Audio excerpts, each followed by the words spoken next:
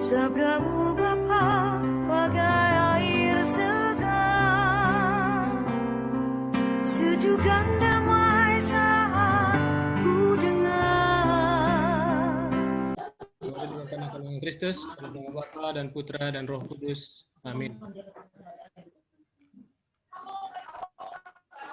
Saudara-saudara, kita malam hari ini pertemuan BKSN yang ketiga dengan tema orang berdosa namun dipercaya oleh Tuhan. Kita bisa siapkan bacaan Injil Lukas 5 ayat 1 sampai 11. Di sini kita diminta untuk memahami bahwa Yesus adalah Allah yang hidup dan berkuasa. Kita juga diminta menyadari bahwa kita adalah orang yang berdosa, namun dipercaya oleh Tuhan untuk memberitakan kasih Allah kepada sesama. Dan kita diminta melaksanakan tugas perutusannya, menjadi berkat dari Allah dengan memberitakan kasih-Nya. Kita langsung saja sesuai dengan panduan yang ada di PKSN. Sini bisa kita baca bersama.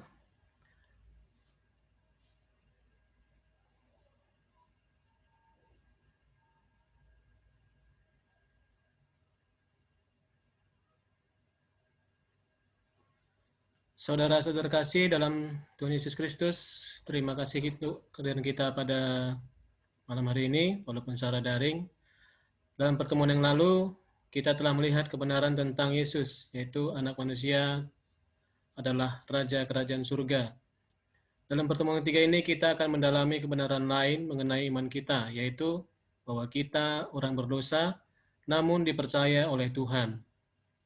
Belajar dari pengalaman panggilan Petrus dan kawan-kawannya dalam Injil Lukas, kita diajak untuk mengenal Yesus, Tuhan kita, dan mengenal diri kita di hadapannya. Maka marilah membuka hati kita bagi sabda Tuhan yang kita dengarkan dalam pertemuan ini. Marilah berdoa. Allah yang Maha Rahim, kami bersyukur atas kasih setiamu yang senantiasa menyertai kami, khususnya di saat kami berada dalam kesulitan hidup. Terima kasih karena pada kesempatan ini Engkau telah mengumpulkan kami kembali sebagai saudara seiman. Kami hendak membaca dan merenungkan sabda-Mu. Terangi kami semua dengan kuasa Roh Kudus-Mu, agar kami dapat memahami kebenaran sabda-Mu, agar kami dapat mengatur hidup kami seturut kehendak-Mu. Demi Kristus, Tuhan dan pengantara kami. Amin. Amin. Kita baca kitab suci. Semoga Tuhan beserta kita sekarang dan selamanya. Inilah Injil Yesus Kristus menurut Santo Lukas. Dimuliakan.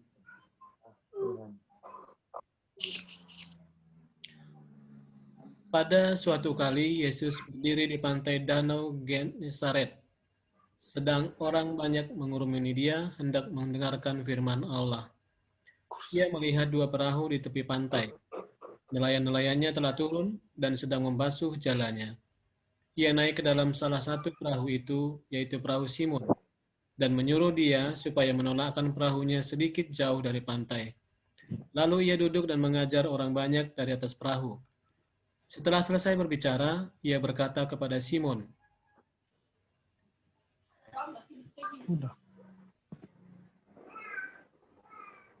"Bertolaklah ke tempat yang dalam dan tebarkanlah jalamu untuk menangkap ikan." Simon menjawab, "Guru, telah sepanjang malam kami bekerja keras dan kami tidak menangkap apa-apa. Tetapi karena Engkau menyuruhnya, aku akan menebarkan jala juga." Dan setelah mereka melakukannya, mereka menangkap sejumlah besar ikan, sehingga jala mereka mulai koyak. Lalu mereka memberi isyarat kepada teman-temannya di perahu yang lain, supaya mereka datang membantunya. Dan mereka itu datang, lalu mereka bersama-sama mengisi kedua perahu itu dengan ikan, hingga hampir tenggelam. Ketika Simon Petrus melihat hal itu, ia pun tersungkur di depan Yesus dan berkata, "Tuhan, pergilah daripadaku, karena aku ini seorang berdosa." Sebab ia dan semua orang yang bersama-sama dengan dia takjub oleh karena banyaknya ikan yang mereka tangkap. Demikian juga Yakobus dan Yohanes, anak Zebedeus, yang menjadi teman Simon. Kata Yesus kepada Simon, "Jangan takut, mulai dari sekarang engkau akan menjadi manusia." Dan sesudah mereka menghela perahu-perahunya ke darat, mereka pun meninggalkan segala sesuatu, lalu mengikuti Yesus. Demikianlah Injil Tuhan. Terpujilah Kristus. Pujilah Kristus. Pujilah Kristus.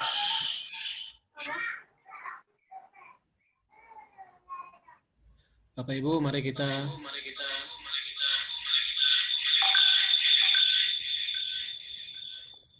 Gimana kalau kita lihat orang lain? dalam hati,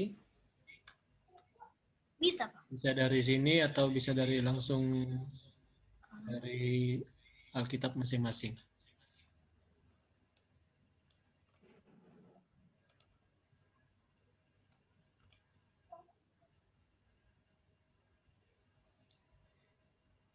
Oh, gampang orang.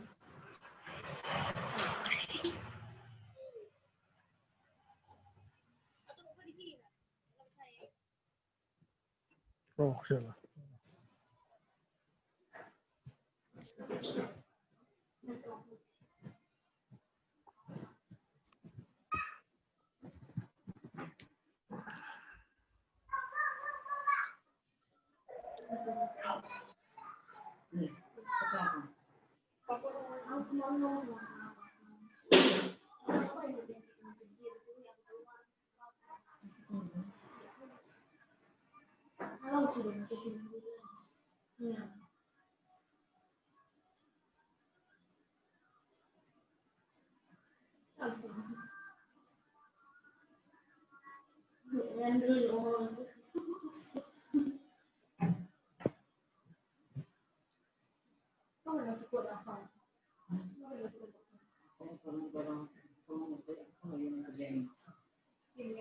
Baik, sudah kita baca. Setelah kita baca, kita untuk tanya jawab. Di sini ada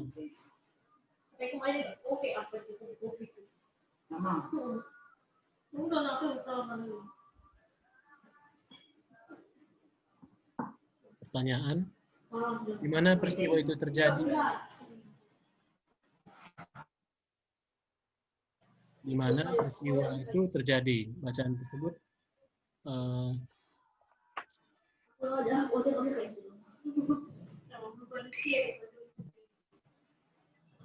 di sini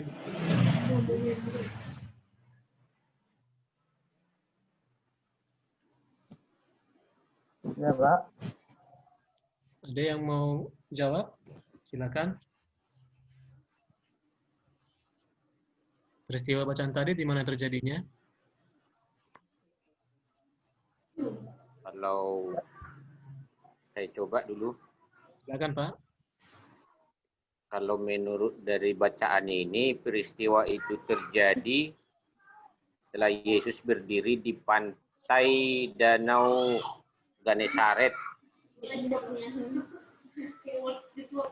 yang sedang orang banyak mengerumuni dia hendak mendengarkan firman Allah.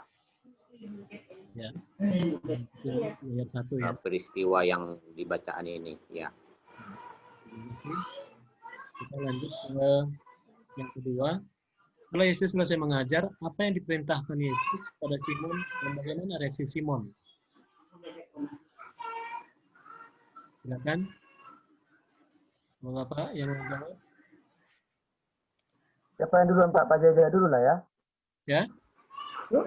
Coba pagi dulu, pagi. Oh iya. Tadi pertanyaannya apa ya, Pak? Setelah Yesus selesai mengajar, apa yang diperintahkan?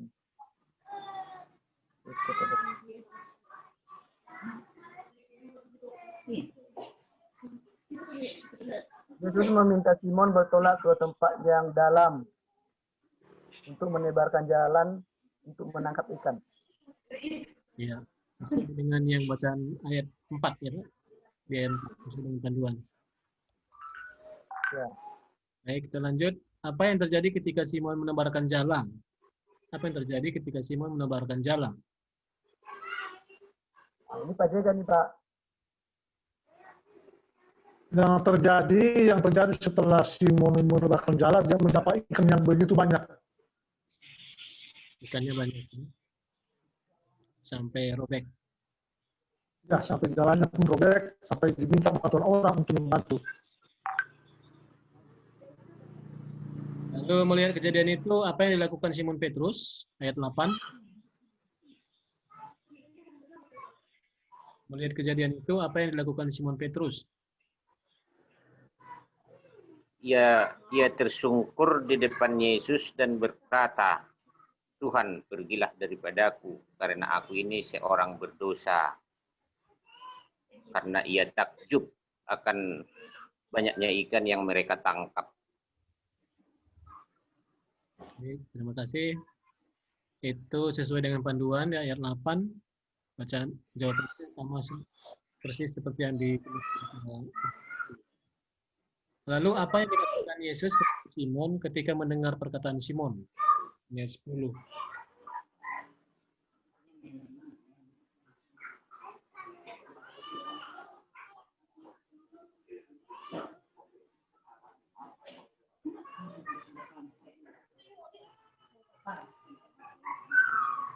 Oke, saya coba.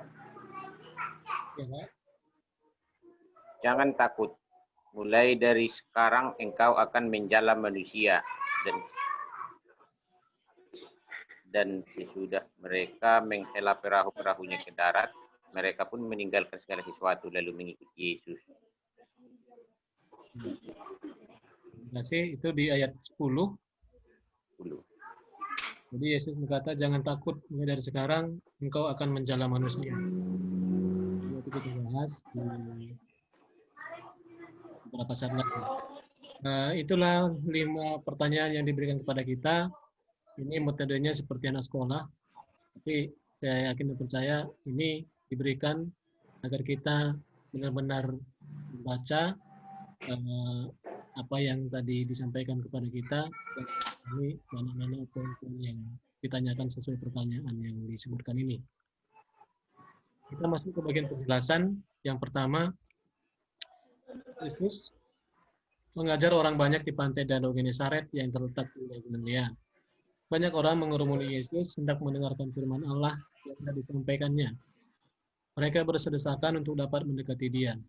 Bila orang banyak itu terus mendekatinya, tidak akan ada jarak antara Yesus dengan mereka, sehingga Ia tidak akan dapat berbicara kepada mereka. Yang kedua, setelah selesai menyampaikan pengajarannya kepada orang banyak itu, Yesus meminta Simon bertolak ke tempat yang dalam dan menebarkan jala di situ untuk menangkap ikan. Perintah ini terdengar aneh di telinga Simon. Ia adalah nelayan yang sudah terbiasa mencari ikan di Danau Galilea.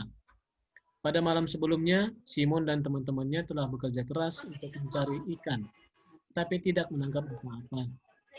Malam hari adalah waktu yang cocok untuk menangkap ikan, dan Simon adalah nelayan yang memahami situasi di danau itu. Sepanjang malam ia telah bekerja keras, tetapi tidak mendapatkan apa-apa. Rasanya tidak ada gunanya untuk menebarkan jala pada siang hari. Kalau kemudian ia bertolak untuk menebarkan jala, hal itu semata-mata dilakukannya hanya karena mengikuti perintah Yesus. Bisa jadi Petrus tidak setuju dengan Yesus, tetapi ia melakukan apa yang dikatakannya. Yang ketiga,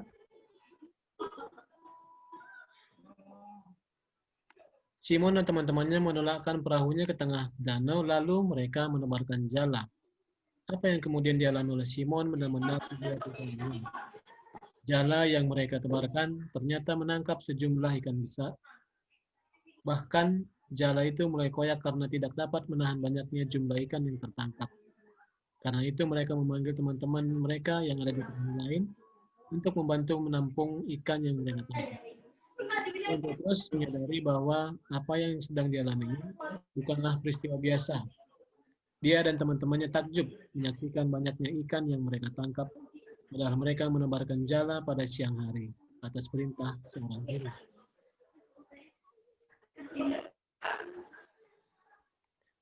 Poin yang keempat ini, Petrus menyadari bahwa apa yang sedang dialaminya bukanlah peristiwa biasa. Setelah peristiwa penangkapan ikan ini, Simon memanggilnya Tuhan. Kenyataan yang dialami Simon membuat dia sadar siapa pribadi yang sedang dihadapinya. Hingga hal ini juga membuatnya sadar bahwa dirinya adalah orang berdosa, sehingga tidak layak ada di dekatnya. Yang kelima, ini poin perutusan. Mendengar perkataan Simon, Yesus berkata kepadanya, "Jangan takut, mulai sekarang engkau akan menjala manusia." Ia meminta Simon untuk tidak merasa takut. Benar bahwa Allah telah menyatakan diri dalam pribadi Yesus, tetapi hal itu dilakukan bukan untuk membuat mereka hancur dan binasa. Bahkan itu memanggil mereka untuk menjadi penjala manusia. Penjala manusia yang merupakan kiasan untuk mencari atau membawa orang menjadi pengikut Yesus. Pada praktiknya, hal ini nantinya baru akan mereka lakukan setelah Yesus naik ke surga. Mereka akan memberitakan karya penyelamatan yang dilakukan oleh Kristus kepada orang Yahudi dan bukan Yahudi. Mereka bahkan harus meninggalkan negeri mereka untuk melaksanakan tugas ini. Agar dapat menjalankan tugas ini, sekarang mereka harus mengikuti Yesus untuk menjalani kehidupan sebagai murid, sehingga dapat mengenal Dia dan memahami kehendak-Nya. Itulah yang bisa kita dapatkan, poin-poin perutusan Yesus kepada murid-Nya, pada kita juga diutus malam ini melalui bacaan yang kita dengarkan. Lalu kita bisa mohon bergantian membacakan pesan dan penerapan. Pesan yang diambil dari bacaan yang telah kita renungkan. Silakan salah satu saudara kita membacakan.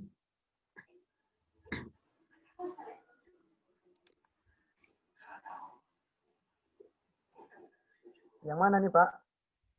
Yang mujizat Pesan dan penerapan. ini. Baik. Biar saya bacakan. Ya. Mujizat penangkapan ikan yang dialami oleh Simon Petrus menunjukkan bahwa Yesus yang menyuruhnya menebarkan jala itu adalah Tuhan yang Maha Kuasa. Ia berkuasa untuk memerintahkan alam dan alam pun taat kepadanya. Dialah Tuhan yang kita percaya dan kita sembah. Walaupun demikian, Ia datang dalam kehidupan manusia di dunia ini dan menyatakan diri kepada kita. Terima kasih sudah didengarkan semua. Yang kedua, di hadapan Tuhan yang Maha Kuasa itu, Simon menyadari siapa dirinya. Ia sujud di depan Yesus lalu berkata, "Tuhan, pergilah dari hadapanku, karena aku ini orang berdosa." Di hadapan Tuhan, kita hanyalah manusia yang berdosa. Kita mempunyai kecenderungan kepada dosa, dan dengan kekuatan sendiri, kita tidak sanggup mengalahkan dosa.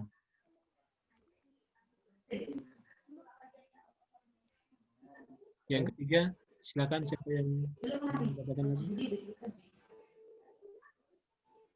Pak Roni.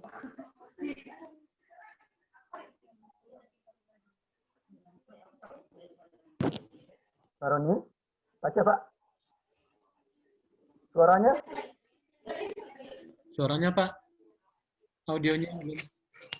Oh ya. Oke, kita mulai ya. Ya, silakan Pak. Ya.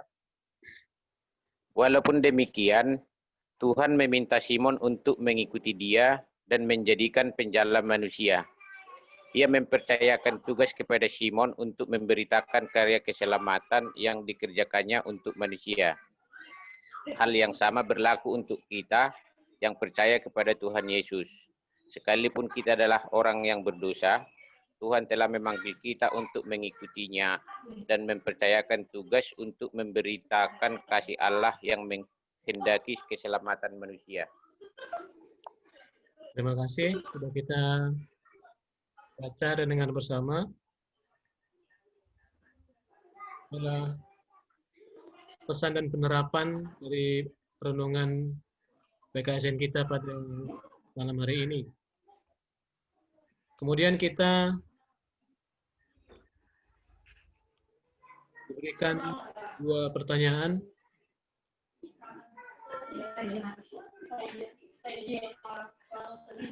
Kapan dan bagaimana seorang pengikut Yesus dapat menyadari bahwa Allah itu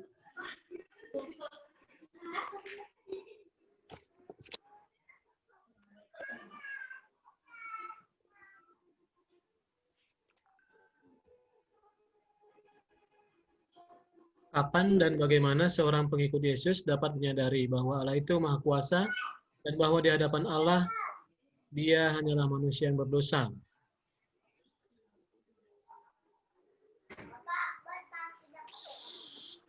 Kira ada yang bisa sharing? Agak berat ini. Ya, kelas berat ini Pak Edo, kelas berat ini. Ini kelas Pak J, ini Pak G. Nah, ini agak berat ini Pak, agak berat ini. Kasusnya udah beda ini. Kapan dan bagaimana seorang pengikut Yesus dapat menyadari bahwa Allah itu Maha Kuasa dan bahwa di hadapan Allah dia hanyalah manusia yang berdosa?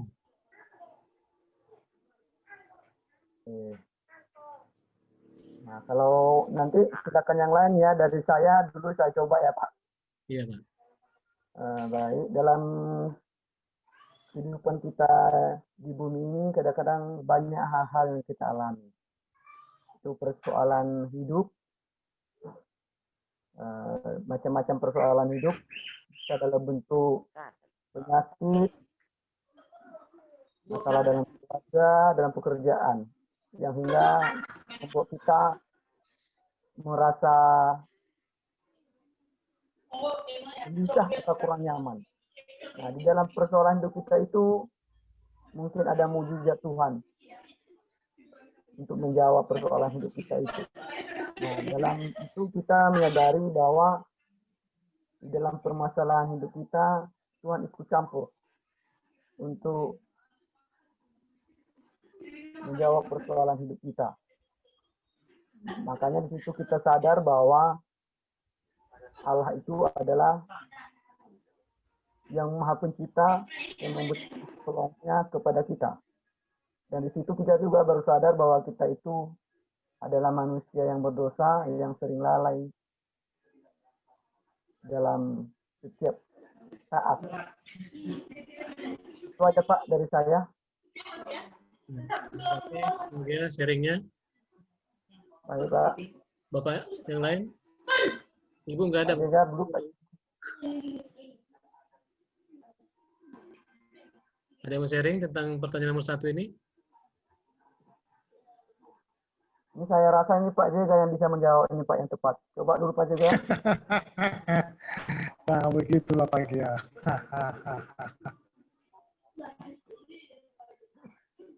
Pertanyaan ada, kita lanjut ke yang kedua. Bagaimana seharusnya sikap kita, manusia yang berdosa ini, di hadapan Allah yang Maha Kuasa? Bagaimana sikap Allah terhadap manusia yang berdosa?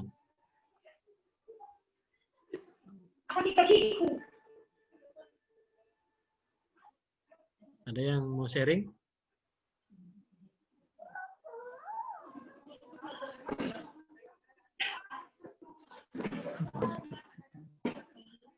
Kita manusia berdosa, bagaimana seharusnya sikap kita di hadapan Allah yang Maha Kuasa?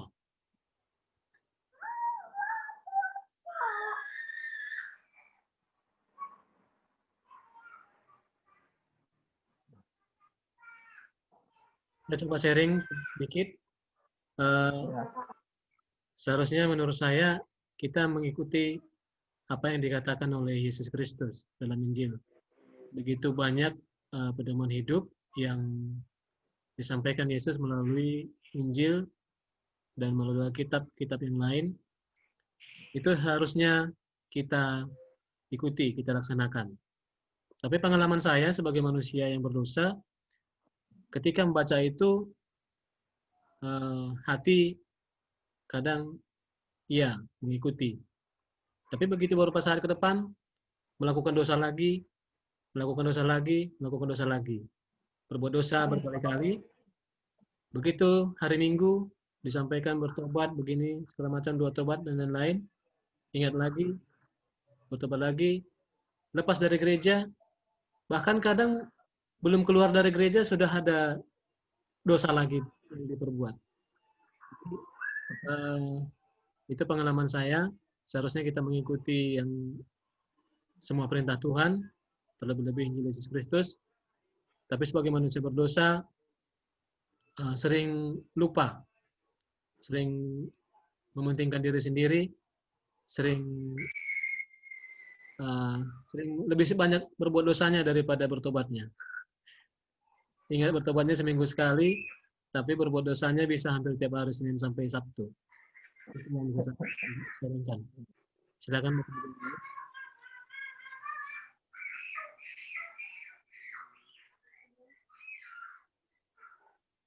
Ya, saya rasa hampir sama ya Pak ya jawabannya. Kalau berbicara masalah tidak ada dosa, ya sama yang seperti Pak Iso bilang tadi. Hampir kesadaran kita itu tidak selamanya kita sadar bahwa itu kita harus tetap melakukan yang dikehendaki Tuhan. Nah, itulah kita manusia yang tidak sempurna di hadapan Tuhan. Ya. Jadi saya rasa yang dibilang Pak Iso sudah pas saya rasa. Kecuali kalau ada tambahan dari Pak Jaya lagi. Memang hampir sama juga itu Pak apa yang bilang Pak Iko. Yang penting taat, ketaatan. Jadi apapun yang disampaikan oleh Yesus taat. Seperti Simon tadi dia taat terhadap apa yang diperintahkan oleh Yesus kepadanya. Walaupun secara itu manusia tidak masuk di akal, tapi kalau kita taat, maka pasti akan terjadi mujizat bagi kita itu aja. Jadi ketaatanlah, taat. Terima kasih sharing kita. Kita lanjut. Ada lagi pertanyaan ini. Ini pertanyaan terakhir sepertinya. Apa makna menjadi penjala manusia untuk umat Katolik di zaman sekarang? Apa makna menjadi penjala manusia untuk umat Katolik di zaman sekarang? Silakan yang mau jawab, yang mau sharing. Oke, saya coba ya. Silakan Pak. Kebetulan kemarin udah ada juga saya tulis-tulis sedikit hari ini. Ya. Kalau menurut saya, makna penjala manusia untuk umat Katolik adalah kita diperintahkan untuk memberitakan Injil ataupun firman Tuhan kepada seluruh umat manusia dan mengajak semua orang untuk menjalani atau melaksanakan perintah Tuhan. Nah, itu menurut saya sebagai artinya sebagai penjala manusia. Itu aja Pak. Ya. Terima kasih Pak Muhammad. Pak Gia, Pak Jega mau nambahkan untuk pertanyaan nomor 1? Oke, dari saya sih Pak, hampir sama dengan Pak Lumban Batu. Makna menjadi penjala manusia. Artinya agar kita tetap berada dalam kehendak Tuhan dan juga agar yang lainnya yang masih belum mengenal Allah. Ya. Yang mengenal Allah berarti dia adalah penjalanya. Yang masih belum mengenal Allah, maka marilah kita menjala agar manusia di bumi ini jangan larut-larut dalam dosa, agar bisa mendekatkan diri kepada Allah. Itu saja Pak. Ya, terima kasih Pak. Pak Jega menambahkan? Penjala manusia. Hampir sama juga Pak Iko. Hampir sama juga. Jadi menjadi penjala manusia di zaman sekarang ini, paling tidak kita menjadi pengabar Injil kepada sesama manusia atau di lingkungan kita, ya. Atau paling tidak kita menjadi pengurus, ya, atau pelayan di gereja paling minimal. Kalau memang kita nggak sanggup untuk mengabarkan Injil di mana-mana, itu aja Pak. Ya, terima kasih. sharing kita, Bapak Ibu. Ya, kita masuk ke pertanyaan kedua. Bagaimana kita sebagai orang Katolik dapat menjalankan tugas yang dipercayakan Tuhan kepada kita itu? Jadi kita menjadi penjala manusia. Nah, sebenarnya bagaimana kita sebagai orang Katolik dapat menjalankan tugas yang diberikan Tuhan kepada kita itu?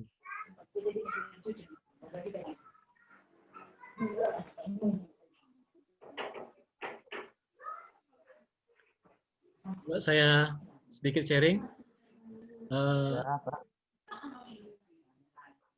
Bagaimana caranya? Sejak beberapa waktu yang lalu,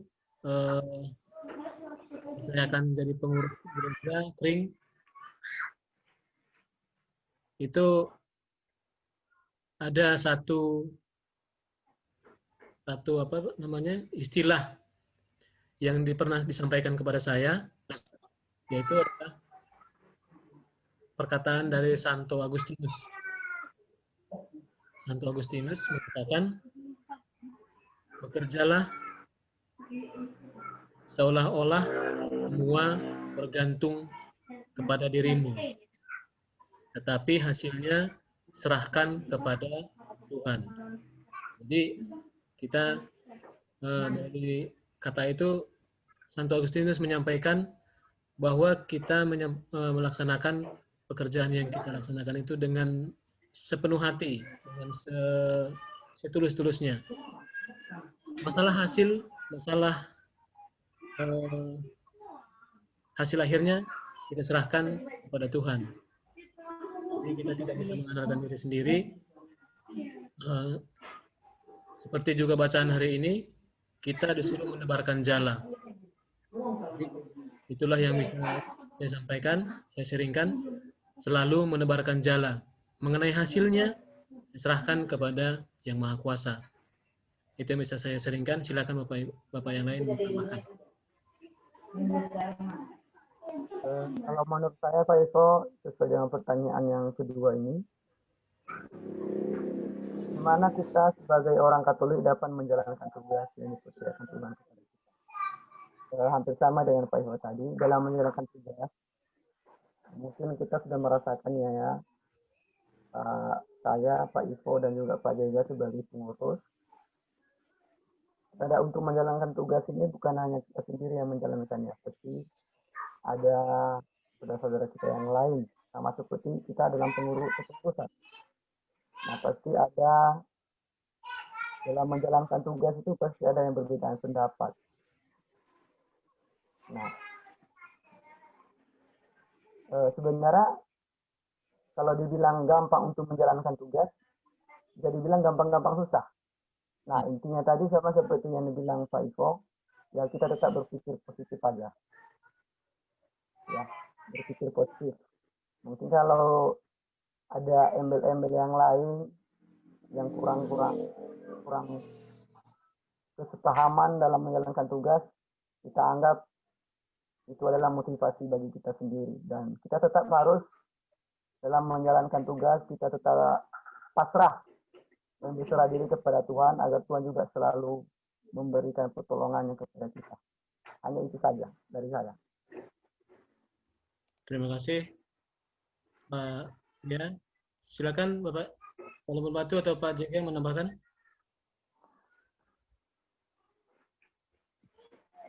Kalau dari saya, Pak Ivo, mungkin hampir sama dengan Pak Ivo, bahwa kita manusia ini hanya sebatas berusaha dan merencanakan, tetapi segala sesuatu Tuhan yang menentukan. Itu hanya itu yang bisa kita lakukan, hanya sampai berusaha merencanakan, tetapi semuanya Tuhan yang menentukan. Itu aja, Pak. Terima kasih. Pak Lumon Batu, ada tambahan lagi? Kalau dari saya pribadi ya, itu bagaimana orang Katolik dapat menjalankan tugas. Kalau saya tunjukkan dulu kepada di rumah dulu ya, untuk keluarga sendiri, mengenalkan anak-anak kepada lingkungan keagamaan, juga bersosialisasi ke masyarakat. Jadi saya menjalankan tugas itu dengan ikhlas, juga dengan kasih untuk sekitar-sekitar keluarga terdekat.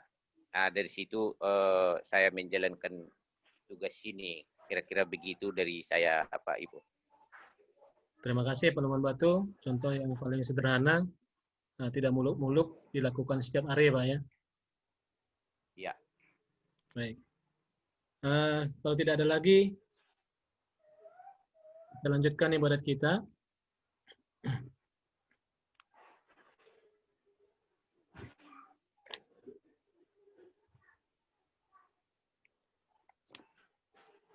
Kita langsung ke doa umat sesuai panduan saja, tidak seperti doa kering. Nanti doa umat spontan dipersilakan, bebas untuk apa saja. Mari kita mulai doa umat kita. Saudara-saudara kasih, Yesus bersabda, mintalah maka akan diberikan kepadamu. Atas dasar sabda itu, maka beranilah kita menyampaikan doa-doa permohonan kita. Bagi gereja, ya Bapa, kami berdoa bagi gereja Katolik yang ada di seluruh dunia, secara khusus di Kuskupan Paroki kami, secara terkhusus kembali untuk stasi kami, stasi Santa Agata, yang saat ini sedang menyediakan sementara kegiatan ibadat di stasi kami berhubung karena pandemi COVID-19. Bapak yang Maha Pengasih, kami yakin dan percaya semua itu adalah rencanamu, semua itu adalah ujian darimu bagi kami umat stasi Santa Agata. Kiranya ya Bapak, wabah COVID-19 ini bisa segera berlalu dari kami, agar kami pun senantiasa hidup sehat dan bisa memuji memuliakan nama-Mu di tempat ibadat kami, di gereja kami Stasi Santa Agata.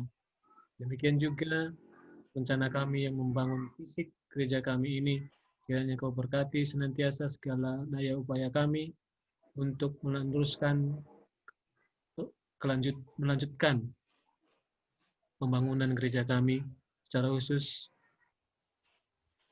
usaha kami untuk mengurus izin mendirikan bangunan gereja kami ini agar segera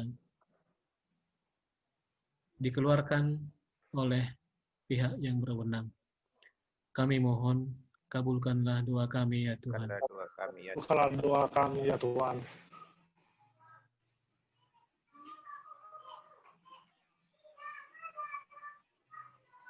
Bagi kering kami Santa Katarina, Allah Bapa yang Maha Baik, pertama-tama kami memohon mengucap syukur dan terima kasih kepadamu Tuhan atas segala pertolongan-Mu kepada kami selama ini. Ya Tuhan, kami mohon kepadamu bagi seluruh umat Kering Santa Katarina dimanapun mereka berada. Kami mohon kepadamu Tuhan, semoga Engkau selalu memberkati kami, semoga kasih karunia Roh Kudus-Mu yang selalu menyertai kami dalam kehidupan kami sehari-hari.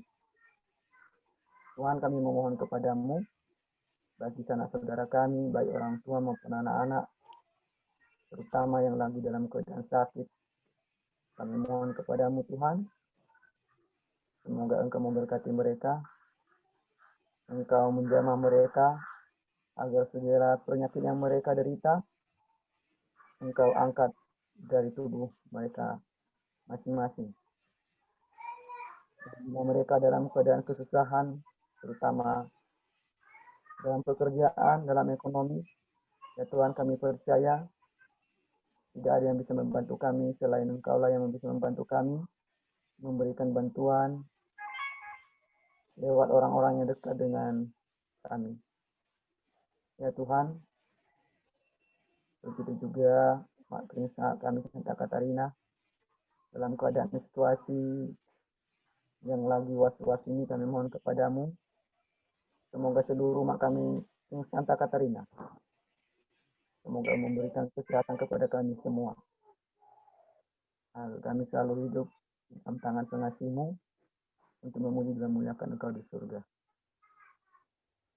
Kami mohon, Kabulkanlah doa kami ya Tuhan. Dan doa kami ya Tuhan.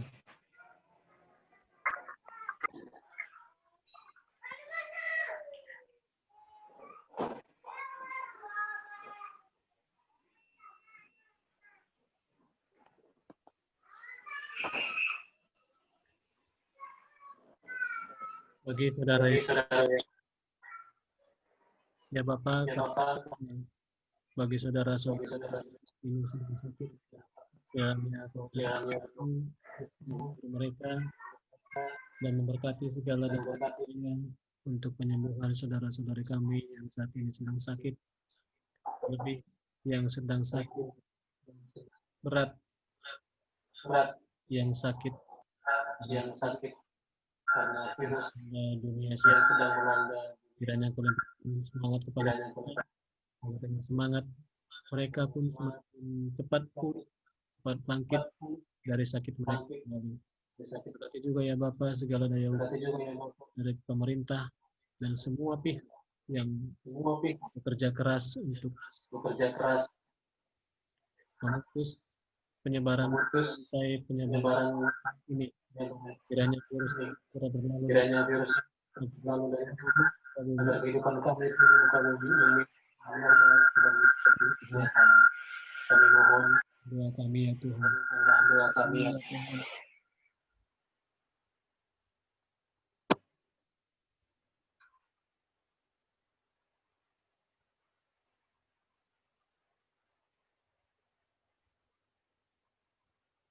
Inilah ya Bapa doa-doa permohonan. Sudilah Kau mendengarkannya. Kristus kepada bersama-sama di surga. Bapa kami yang ada di surga, namamu dimuliakanlah namamu. Datanglah kerajaan seperti di surga. Berikan rezeki pada hari dan ampunilah kesalahan kami pun mengampuni orang yang bersalah kepada kami. Dan janganlah masukkan kami ke dalam pencobaan, tetapi bebaskanlah kami dari yang jahat. Amin.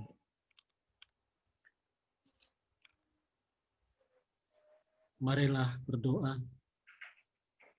Ya Allah yang Maha Cinta, kami bersyukur atas yang mengasihi kami. Bantulah kami selalu dengan kuasa Roh Kudus-Mu, agar kami mengenali diri kami di hadapan-Mu dan berani mempersembahkan hidup kami untuk kerajaan-Mu. Ingatlah kami bahwa dalam keberdosaan kami, sekalipun Engkau tetap merangkul kami dan mempercayai kami untuk melakukan kehendak-Mu. Demi Kristus Tuhan dan Pengampunan kami. Amin. Amin. Amin. Saudara terkasih, ibadah kita sudah selesai. Kita sekalian selalu dilindungi, dibimbing oleh berkat Allah yang Maha Kuasa, Bapa dan Putra dan Roh Kudus. Amin. Amin. Marilah pergi, kita diutus. Amin. Amin. Baik, Bapak-Bapak, ibadat kita sudah selesai. Dikasih yang ketiga.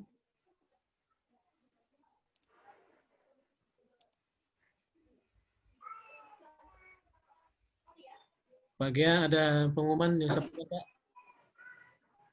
Ya Pak, untuk GKSN bulan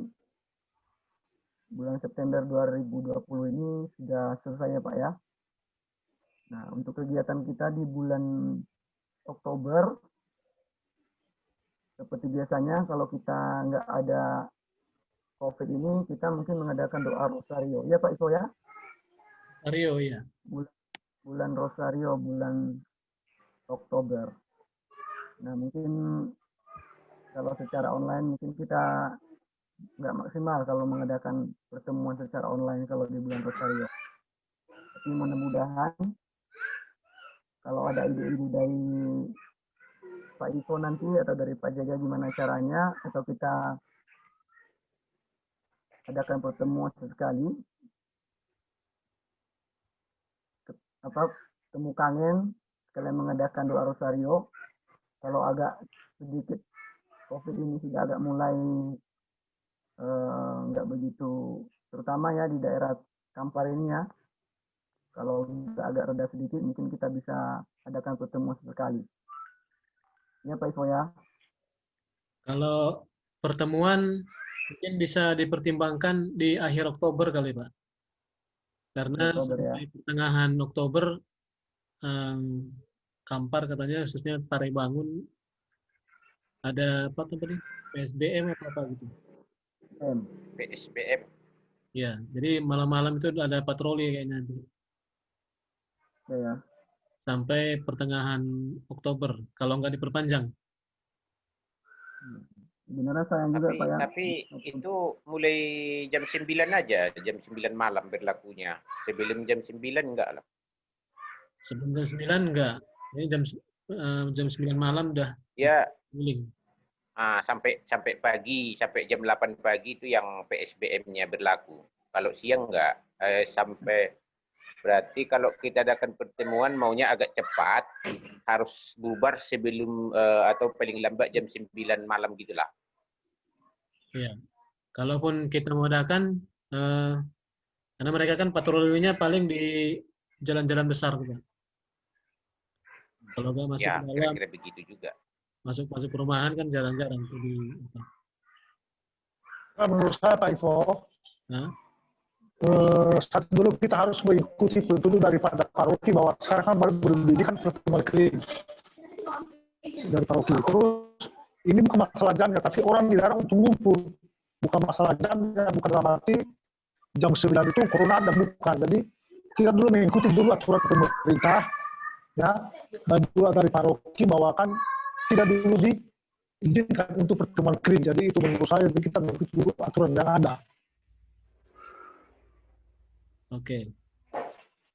Silakan Pak Gea. Pak Gea mungkin mau melanjutkan waktu yang di rumah siapa? Oh, Pak Samosir ya? Ya. Ada sekali-sekali temu kangen katanya. Ya. Tapi karena ini PSBM ini mungkin perlu dipertimbangkan lagi nih, Pak. Ya. Tapi kalau doa rosario kayaknya untuk Zoom bisa nggak Pak ya? Nggak bisa ya. Ini aja kita Kalau misalnya 4 orang. Rosario itu kan saut-sautan online tuh agak gimana ya? Nanti malah nggak jelas suaranya kedengeran. Nggak bisa lah kalau Rosario agak berat lah. Iya, iya. Kalau BKSN gini masih bisa. Berarti kita adakan doa rosario masing-masing lah, keluarga. Ya Pak Ivo ya. Iya. Tapi iya, kita saling mendoakan aja lah, saling mendoakan. Saling mendoakan.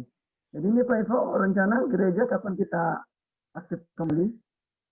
Gereja nanti nunggu dari Pak Kades, Pak. Ya, Ibu Bude Maria udah keluar ya? Udah pulang? Maria udah pulang, udah sehat. Tinggal pemulihan aja. Oke.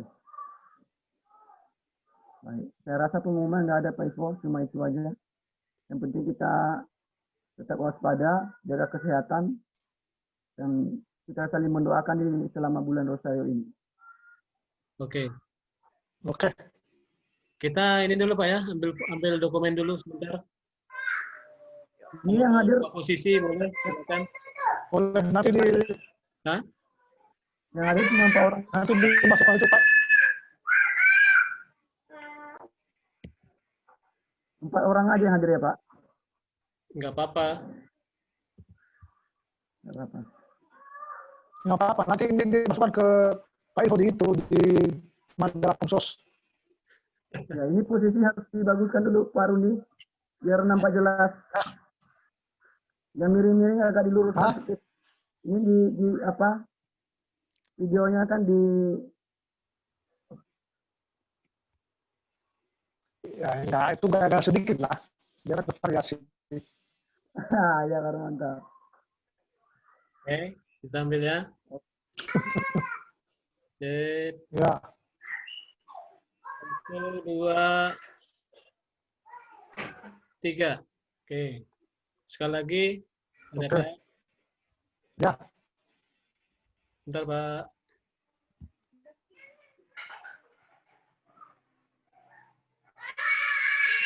Ya, 1, 2, 3. Oke.